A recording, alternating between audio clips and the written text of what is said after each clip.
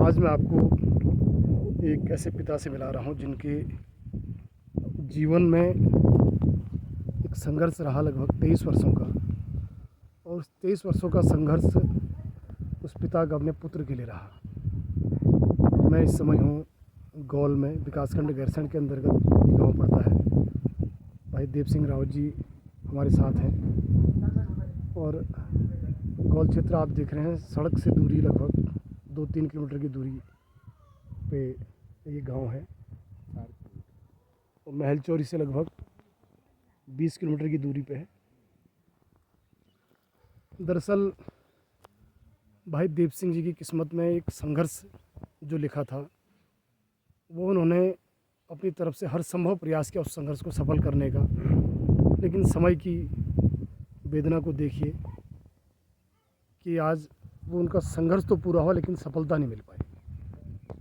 उनका 23 वर्षीय बेटा गबर सिंह, जिसकी जन्म के बाद 2001 में जन्म होने के बाद लगभग 2003 से उनको कुछ स्वास्थ्य संबंधी दिक्कत थी और उस दिक्कत चलती रही। उन्होंने स्थानीय स्तर पर इलाज करने की कोशिश की, उसके बाद रानीखेत, श्रीनगर, उसके बाद दिल्ली एम्स सहित लगभग 7 या 8 हॉस्पिटल में इस दौरान उन्होंने उसका इलाज करने की कोशिश की, और देहरादून और जॉली ग्रांट, ऋषिकेश में उसका इलाज करने की कोशिश की। देव सिंह भाई बेरोज़गार आदमी ही मैं कह सकता हूँ, केवल अपनी खेती किसानी पर निर्भर हैं। अपने घर के नज़दीक ही छोटा मोटा काम करके अपनी आजीविका चलाते, अपने परिवार को चला रहे हैं। उन्हें मलाल इस बात का नहीं है कि उनका संघर्ष असफल हुआ, ये तो ऊपर वाले के हाथ की बात थी कि उन्होंने बहुत कोशिश की बेटे को बचाने की। उन्होंने अपने खेत खलिहान तक बेचने को तैयार हुए, लेकिन डॉक्टरों ने लास्ट में ये कह दिया कि अब तबीयत ठीक नहीं हो सकती। सिस्टम की मजबूरी देखिए आप, ये दूरस्थ क्षेत्र है उत्तराखंड का, गैरसैंण के नज़दीक हम इस समय हैं। जो गैरसैंण इस सामने पहाड़ी के पीछे गैरसैंण है, जिसको ग्रीष्मकालीन राजधानी भी घोषित कर दिया गया है, लेकिन स्वास्थ्य की सुविधाएं देखिए तो या तो सीधे यहाँ से न्यूनतम हल्द्वानी या फिर देहरादून यहाँ से जाना पड़ता है। लगभग 150, 200, 300 किलोमीटर की दूरियाँ तय करने के बाद जब आदमी धक्के खाते हुए पहाड़ों से इन बड़े शहरों में जाता है तो वहाँ कई दिनों तक तो पहले नंबर नहीं लगते हैं। नंबर लगते हैं तो फिर उसके बाद अगली डेटें दी जाती हैं, चेकअप समय पर नहीं होते हैं, और बार बार तारीख पे तारीख हॉस्पिटल द्वारा दी जाती है। कोई जैक वैक न होने की वजह से, कोई जान पहचान न होने की वजह से आदमी केवल जाता है और फिर लौट के चला आता है अगली तारीख लेकर के।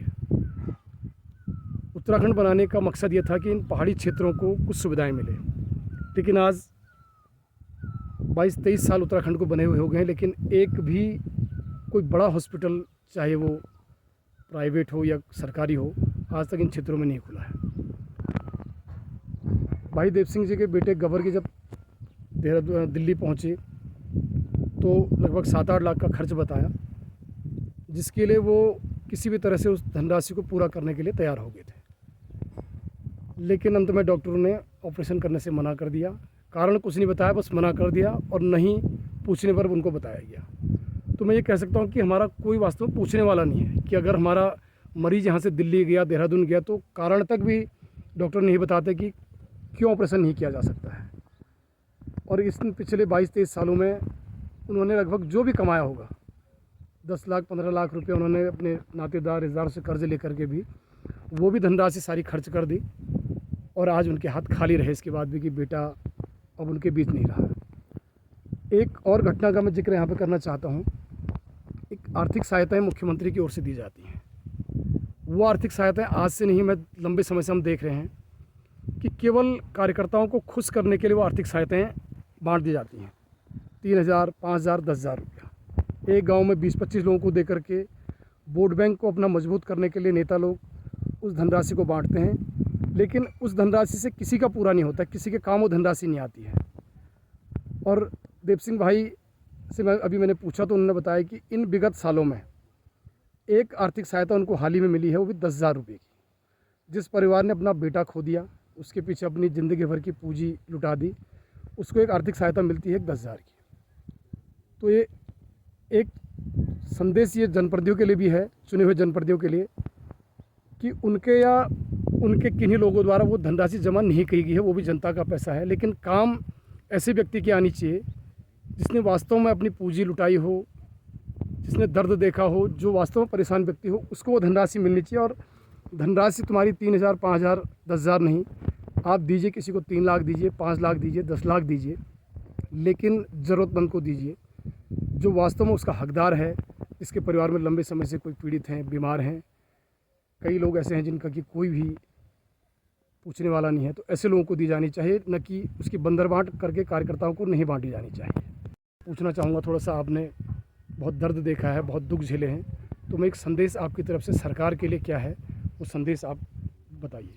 मैं सरकार के लिए यही संदेश है कि मैं 2003 से अपने बच्चे का इलाज कर रहा हूँ और कहीं भी नहीं हो पाया, और दिल्ली जैसे एम्स में मैं इलाज नहीं कर पाया। अगर वो एम्स आज हमारे गैरसैंण में या हमारे शिमली कर्णप्रयाग में होता तो शायद मेरा बच्चा आज नहीं गंवाया जाता। और सरकार से मेरा यही निवेदन होगा कि मेरे जैसे दुख दर्द के लिए यहाँ हॉस्पिटल अच्छा से एम्स खोला जाए, क्योंकि मैं तो झेल भी पाया। अगर कुछ लोग ऐसे होंगे कि इस झेल भी नहीं पाएंगे, कुछ झेल भी नहीं पाएंगे। चाहे मैंने खेत बेचा, चाहे मैंने मकान बेचा, चाहे मैंने घर बेचा, कुछ भी बेचा, मैंने अपने बच्चे को इतना साल फिर भी जीवित रखा है, इतना मतलब आज 22-23 साल मैंने इलाज किया है बच्चे का। लगाओ रानीखेत, गैरसैंण, चौखुटिया, मासी, कर्णप्रयाग, गोपेश्वर, श्रीनगर, देहरादून भी कई हॉस्पिटल ले गया, दिल्ली मैक्स में ले गया, दिल्ली में मेट्रो में ले गया, दिल्ली में मोदी बाग सड़क पालिका में ले गया, दिल्ली मैंने 2017 से मैं एम्स में इलाज करा रहा हूँ। पिछले साल 2022 में एम्स वालों ने मैंने लास्ट में कह दिया कि आपकी फाइल खो गई, यहाँ से कोई इलाज नहीं है भैया, और दोबारा से करते हो तो करो। फिर मैं इस टाइम देहरादून कॉर्नेशन से इलाज चला रहा था। डॉक्टर ने लिखा था कि भाई आप जांच करा के फिर दोबारा आएँ, और दोबारा आने के 12 तारीख को जाना था मैंने, और 8 तारीख रात को मेरा बच्चा इस दुनिया से चले गया है। तो आपने सुना भाई देव सिंह रावत जी का दर्द। ये दर्द केवल एक देव सिंह रावत जी का नहीं है, ऐसे पहाड़ों में हमारे तमाम लोग हैं जिनको ऐसे दर्द देखने पड़ते हैं, ऐसे दिन देखने पड़ते हैं। और एक महत्वपूर्ण बात आपने सुनी होगी, अभी उन्होंने बताई कि एम्स में उनकी फ़ाइल खो गई। बताइए आप, जो रजिस्टर्ड फाइल थी वो फाइल खो गई। और ऐसी ही फाइल उनकी एक आज से 2-3 साल पहले खोई थी, आर्थिक सहायता के लिए लगाई थी, और वहाँ उस समय के विधायक ने ये कह दिया कि तुम्हारी फ़ाइल खो गई। तो ये फ़ाइल खोना अस्पताल में भी और चुने हुए जनप्रतिनिधियों के पास भी एक बहुत अजीब सा वाक़या है कि आखिर कैसे फाइलें खो जाती हैं और कैसे लोगों को परेशान किया जाता है। तो यही संदेश अब हम पहाड़वासियों को भी सोचना चाहिए कि अगर हम लोग ऐसे ही सोए रहे तो कहीं ये पहाड़ भी भुला न दे जाएं, ऐसे खो न जाएं। तो इसलिए इन पहाड़ों को ठीक सुविधाएं मिले, इसके लिए हर पहाड़ी को भी आवाज़ उठानी होगी, ताकि इन पहाड़ों में सुख सुविधाएं जुटाई जा सकें। केवल तराई क्षेत्रों के लिए ही ये उत्तराखंड नहीं बनाया गया था कि सारी योजनाएं आएँ और तराई क्षेत्रों में आप उधम सिंह नगर से लेकर हरिद्वार तक सारी योजनाएं दे दो। तो इसी के लिए उत्तराखंड का निर्माण नहीं हुआ था। और जिस उद्देश्य से उत्तराखंड का निर्माण किया गया था, वो उद्देश्य पूर्ण करने के लिए आम नागरिक को भी खड़ा होना पड़ेगा, अपनी बात को आगे रखना होगा। धन्यवाद। मैं प्रेम संगीला, इसमें गौल, गैरसैंण से।